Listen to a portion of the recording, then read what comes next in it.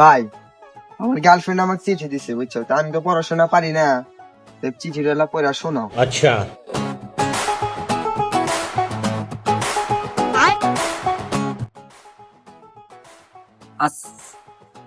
আসসালামু আলাইকুম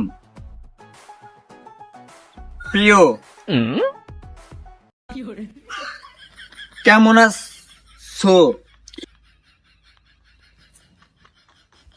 তুমি? সেদিন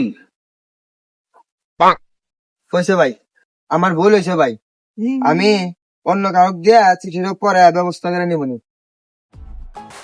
পড়া পাত আছে,